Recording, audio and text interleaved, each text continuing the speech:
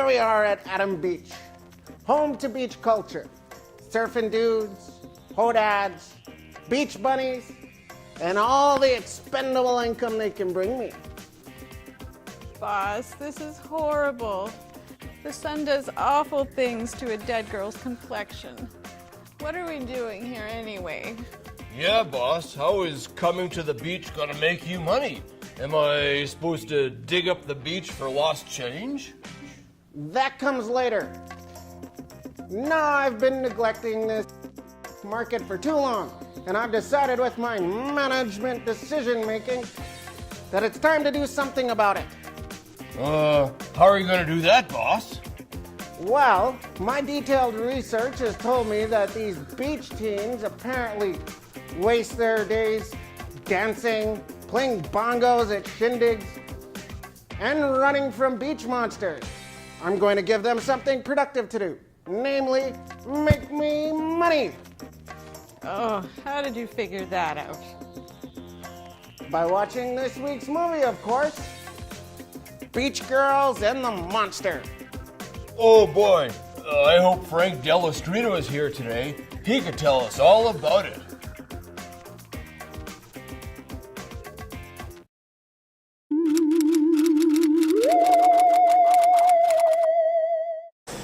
Beach Girls and the Monster, 1965, American. Directed by John Hall. And yes, it is that John Hall, the movie star of the 1930s and 40s, who mainly plays exotic roles. South Sea Islanders in movie Hurricane. That made him a star, and he had a very good-looking man, had a long career after that.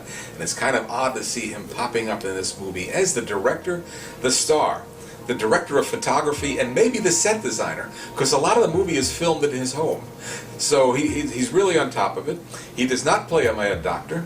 He plays basically an older man with a much younger wife, a strained relationship with his son. And by the way, there's a beach monster movie around. This is a teen beach movie with a monster thrown in, and it has a scene which is hard to, I won't say it's hard, it's easy for me to believe that this was a scene lifted for the opening of Jaws.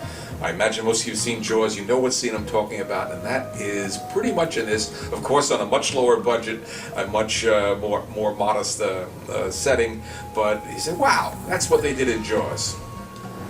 I have one gripe about teen movies and war movies. The people are too old. Where are the teens in teen movies? If you look these guys up, they're all pushing 30. Same with war movies. Wars are fought by teenagers and people in their early 20s, except when they make the movie, then we wheel out some guy in his 40s to start being a hero. Where are the teens? So I can't do anything about it. But there's one guy involved in this movie who's almost a teen. And that's Frank Sinatra Jr., who in the credits is giving composing credit and singing credit. He's 21. Probably still 20 when the movie was made, so he's not a teenager, but God bless him, he's there. I think he's the youngest man in the production. Enjoy the movie. Frank Delastrino is author of A Quaint and Curious Volume of Forgotten Lore, the Mythology and History of Classic Horror Films, Vampire Over London, Bela Lugosi in Britain, and I Saw What I Saw When I Saw It, growing up in the 1950s and 1960s with television reruns and old movies. Oh, that sounds like a good movie, boss. But how are these beach kids gonna make you money? It's all about being cool. Once they see how cool I am, I'll be their big daddy kahuna. And those chicks and dudes will do anything I tell them, including watching my network. Oh, my advertisers will have to pay double, maybe triple. We have advertisers? We will after this. You two are my bunny and bro. Anything I say to these kids, you act like it's the coolest thing you've ever heard. Nobody's that good an actor, boss. I've made these reference sheets of surfer slang. And we can use to sound authentic. You following me? Okay, so, Cowabunga gang. Here we are in our baggies and Huarache sandals. I sure hope I can catch a gnarly wave. I feel like I could very much hang 10 all day. I am amped up, big doggy. I want to see you carve. Crunchy. Yes, you're ripping.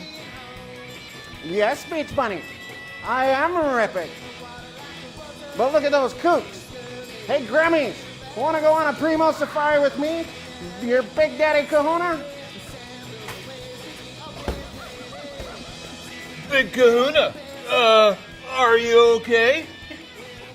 If Big Kahuna wants to impress the kids, you should check out some great music, like Day at the Beach by Atlantic Thrills.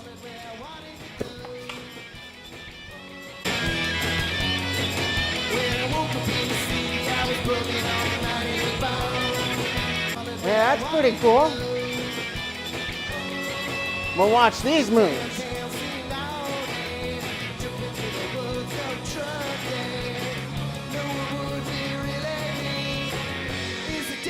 So what do you think of your Big Daddy Kahuna now? Big Kahuna, are you okay? Maybe Big Kahuna should just lie there and watch the movie. Oh, what are they putting these beach balls? Lead? Oh, what could have gone wrong?